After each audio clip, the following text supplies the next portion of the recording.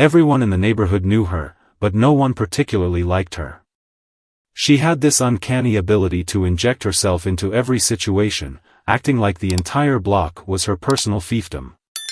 If someone dared to paint their house a color she didn't approve of, she'd be on their doorstep within hours, armed with a printed list of why it was a community eyesore.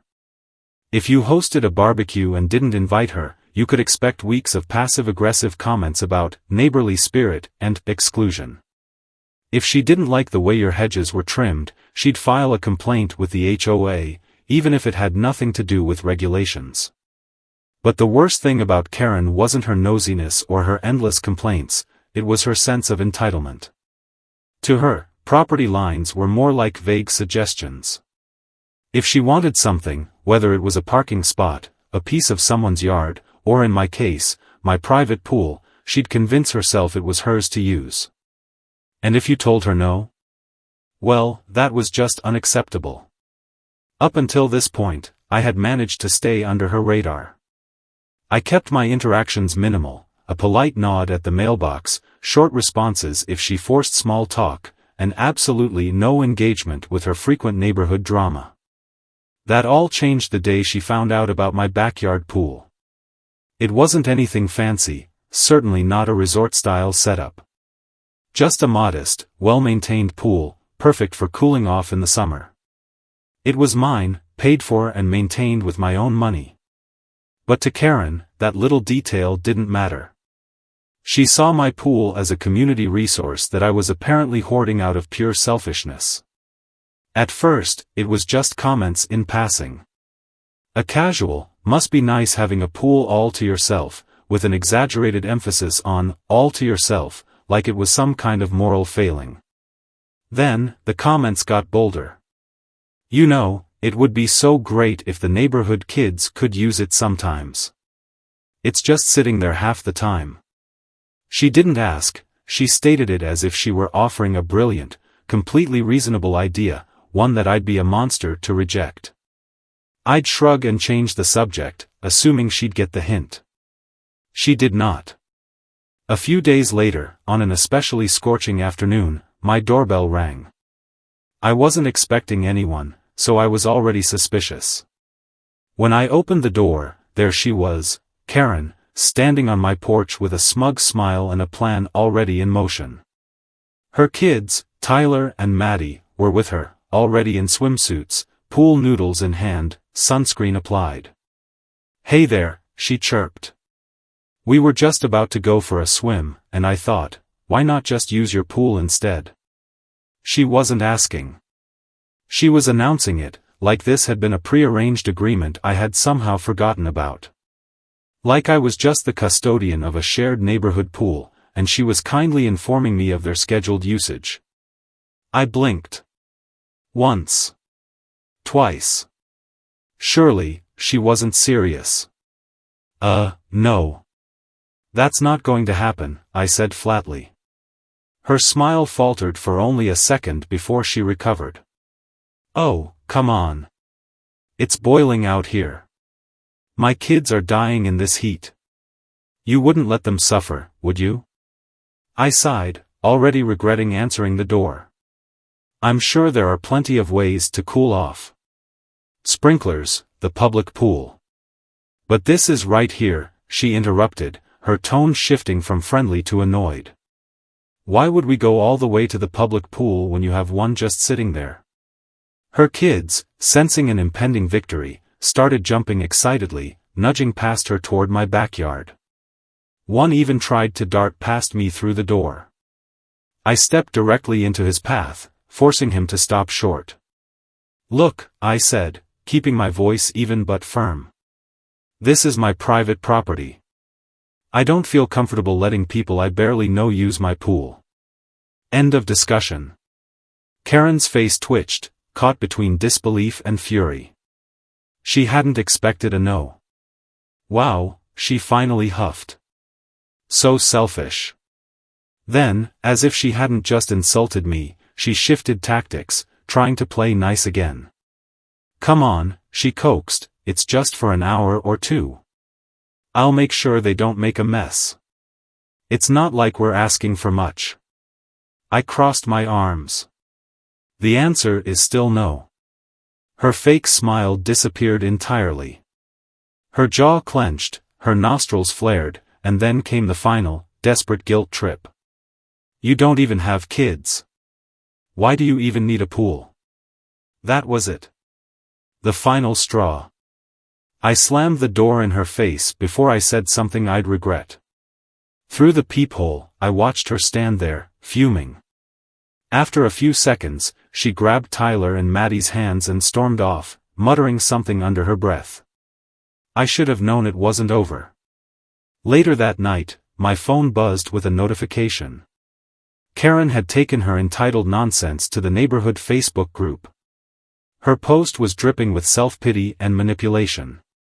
Some people in this community are so heartless. Imagine having a pool and refusing to share it when there are children literally suffering in this heat. Some people just don't understand how hard it is to be a single mother. A little kindness goes a long way.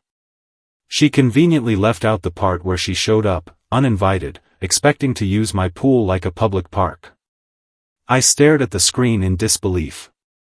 A few of her usual enablers agreed with her vaguely, comments like, "That's so sad," and "Some people just don't know how to be good neighbors." But most people? They weren't buying it. One neighbor, Mr. Thompson, responded bluntly, "Isn't that trespassing?" Another chimed in, "Pretty sure having a pool doesn't make it public property." Karen was clearly hoping for a mob of support, but the response was lukewarm at best. That should have been the end of it. But Karen wasn't the type to accept defeat. And this? This was just her opening move.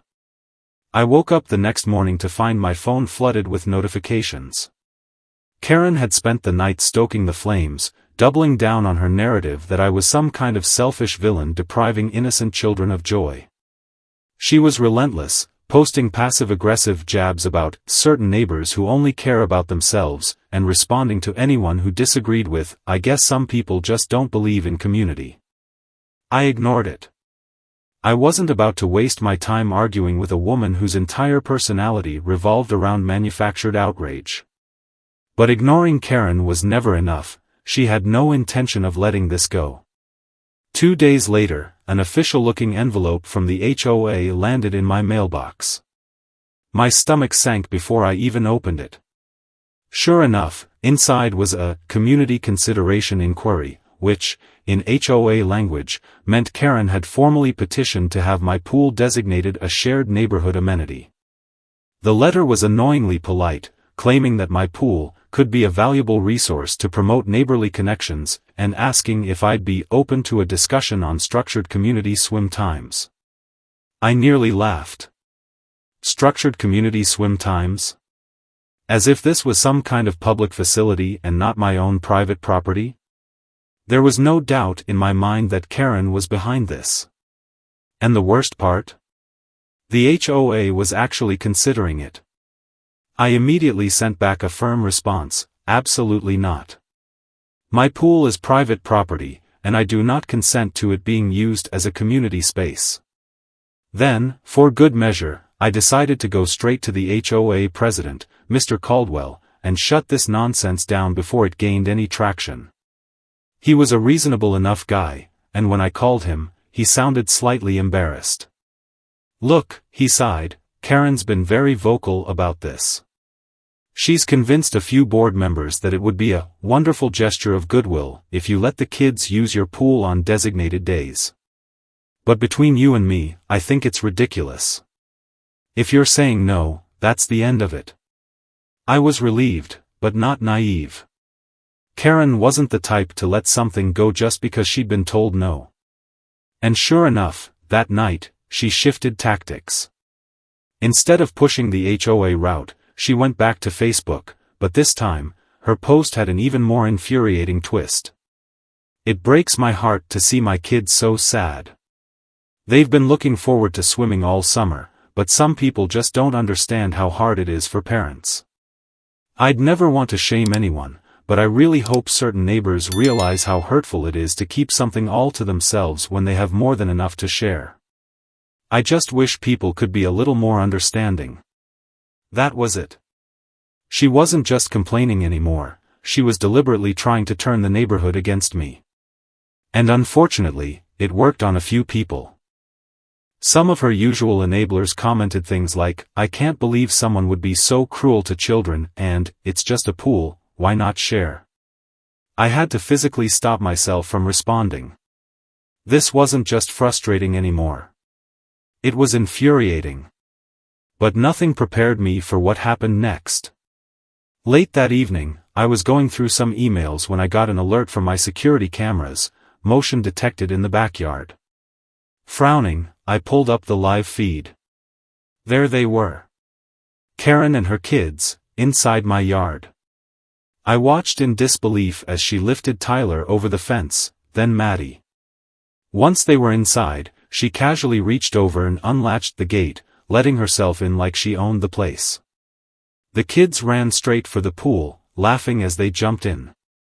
Karen followed behind them, standing on the deck like a satisfied queen. I was already out of my chair, heart pounding with rage.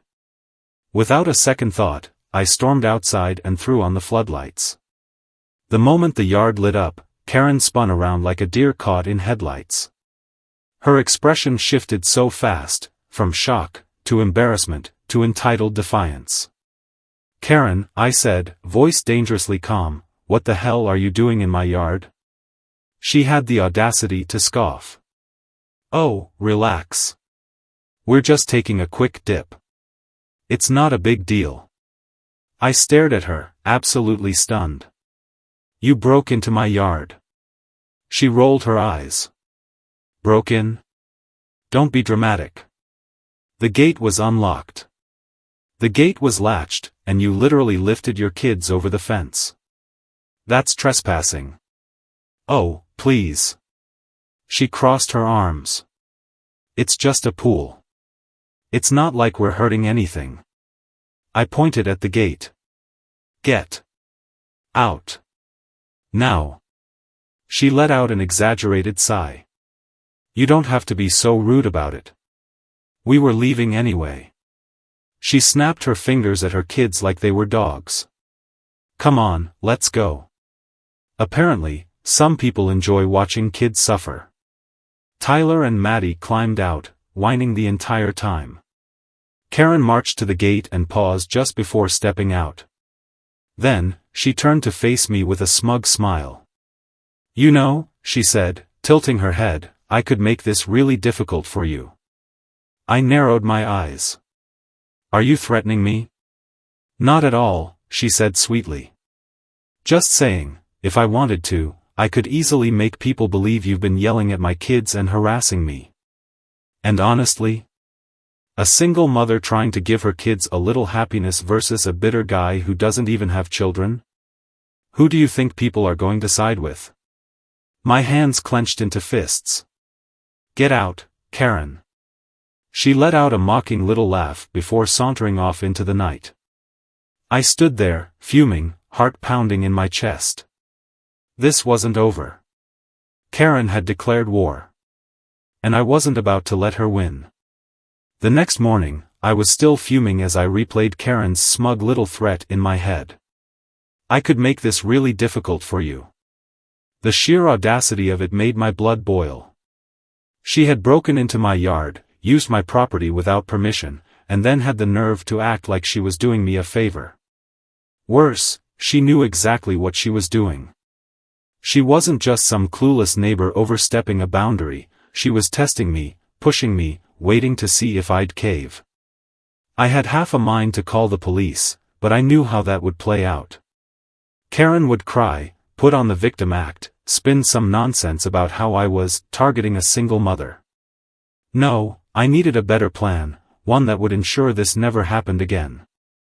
But before I could even start thinking about my next move, another HOA letter arrived in my mailbox, and this time, I nearly laughed out loud when I read it.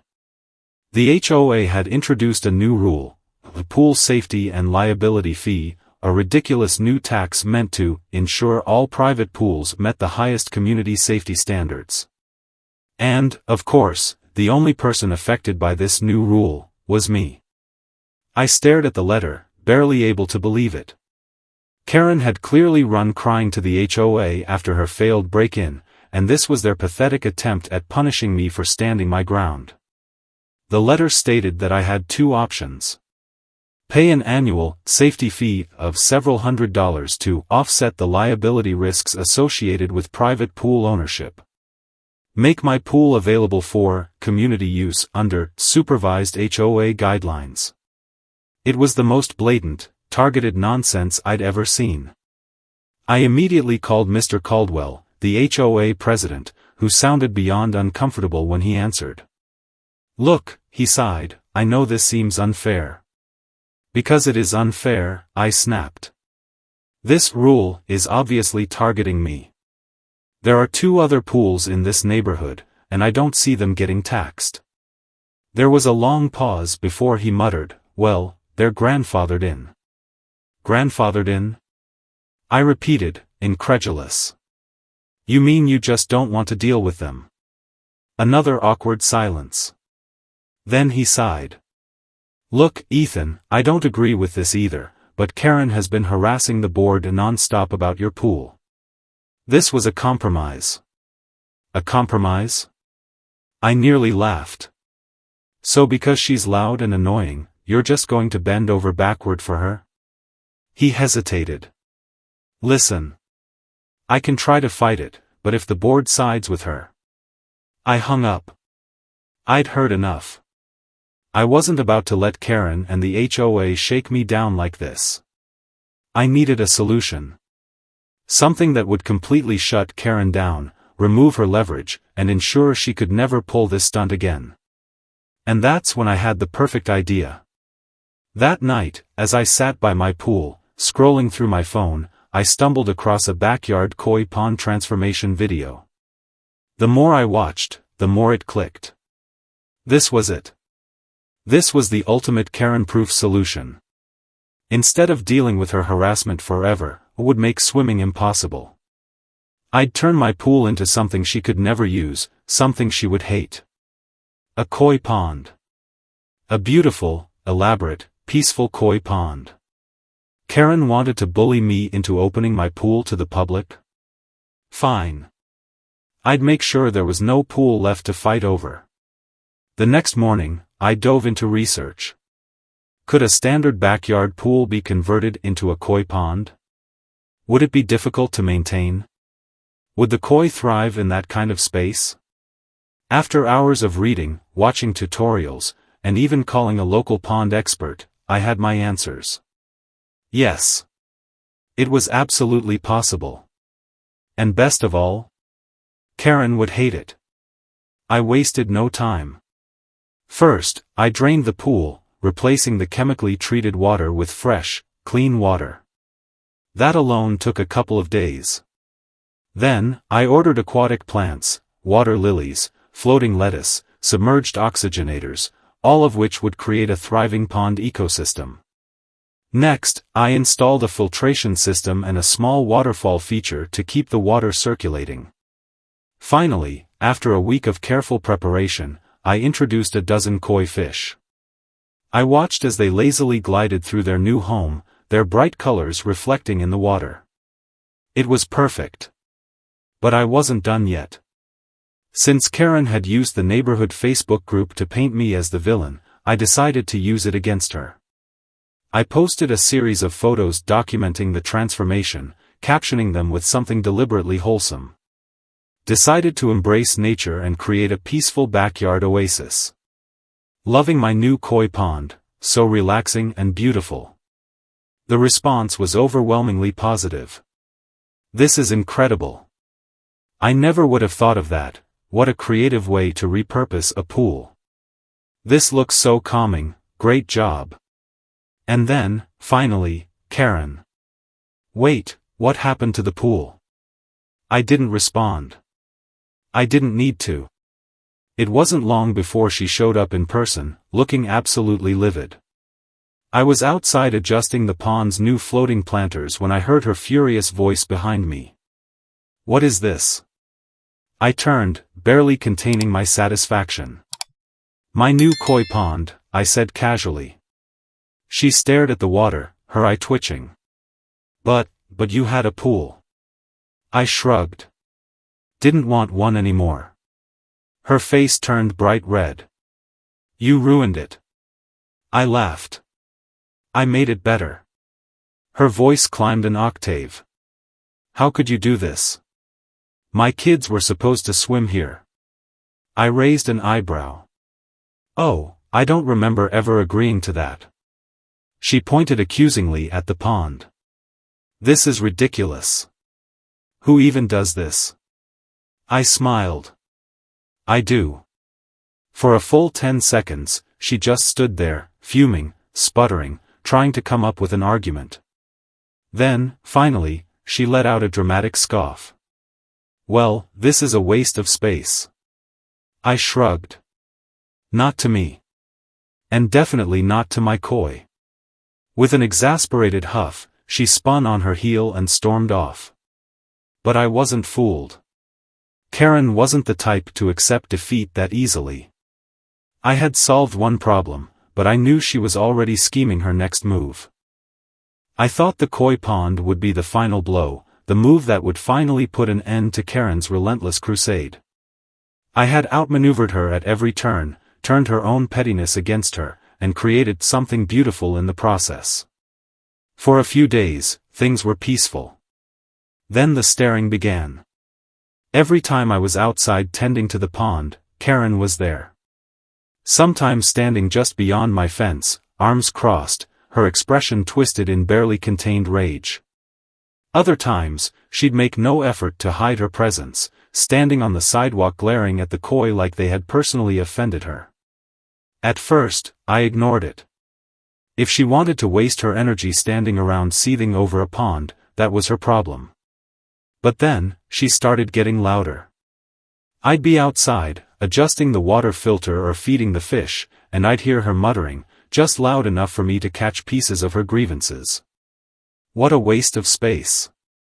Some people just don't care about anyone but themselves. He did this just to spite me, so childish. It was pathetic. She was so consumed with entitlement and resentment that she genuinely couldn't comprehend how I had found a way to remove myself from her nonsense entirely. But Karen? She wasn't done losing. A week after the koi pond was finished, a new complaint landed in my mailbox.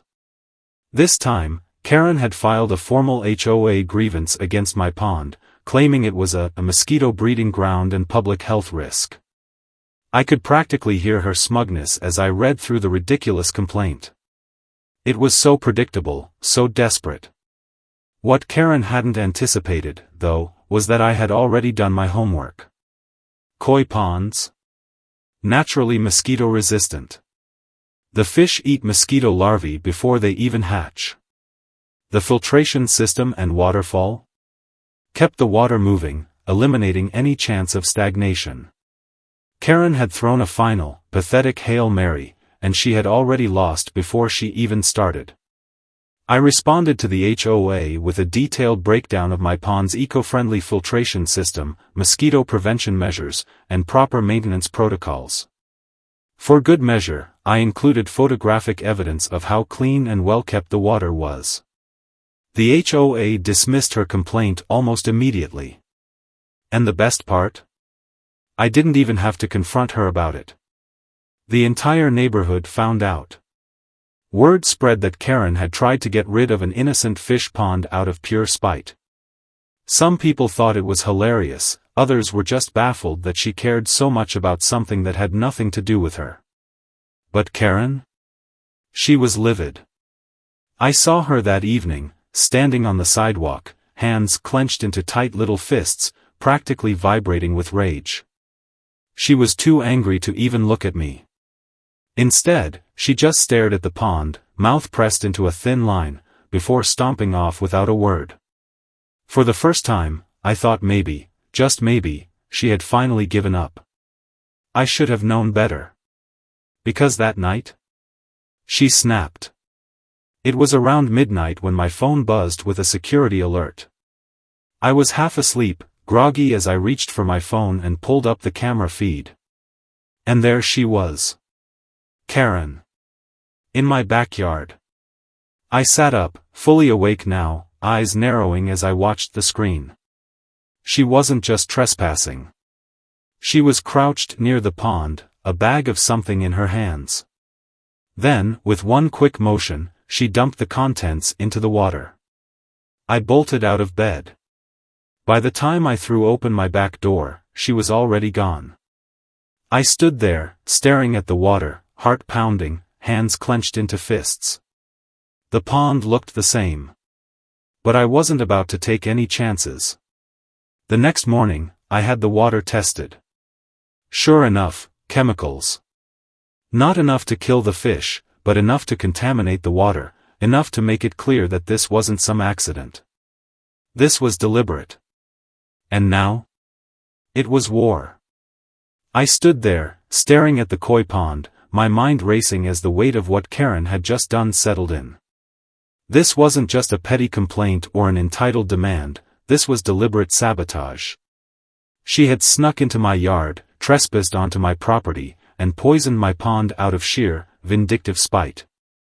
I had played by the rules, shut her down at every turn, and instead of accepting her loss, she had taken things to an entirely new level of insanity. But the best part? She had no idea that I had caught her on camera. I wasted no time. I compiled the footage, clipped together every incriminating second of Karen creeping into my yard, pouring chemicals into my pond, and running away like a cartoon villain. Then, with no warning, no confrontation, I sent it directly to the HOA board. No angry emails, no explanations, just the evidence. Let them process it. Let them decide what to do with her. The fallout was immediate. By the next evening, Karen had received a formal violation notice for trespassing and vandalism. The HOA had no choice, this wasn't some he said, she said nonsense. This was video proof. They issued her an official final warning, and if she had one more infraction, she would face a massive fine or possible expulsion from the HOA. I expected her to show up at my door, to scream, to demand an explanation. But for the first time since this entire nightmare started, Karen didn't say a word. No Facebook rants, no guilt-tripping posts about bad neighbors, just silence. It was as if she had finally realized that she had lost. The best part? The neighborhood found out. People started making jokes about how Karen had declared war on fish. One guy started calling her the koi killer in the Facebook group, and it stuck. Some neighbors stopped inviting her to events, others just quietly distanced themselves. Even her usual supporters had nothing to say. It was impossible to defend sneaking into someone's yard in the middle of the night to poison fish. And me? I won. The koi pond remained, the fish thrived, and best of all, Karen avoided me like the plague. No more comments, no more glares, no more fake smiles trying to manipulate me into submission. It was over. But the real question is, was it worth it? Karen lost the battle, but how far was she willing to go before she finally backed down? And more importantly, how many more Karens are out there, convinced that they deserve whatever they want just because they demand it? Have you ever dealt with someone like this? Or worse, an HOA that enables them? Share your experiences below, let's see who had it worse.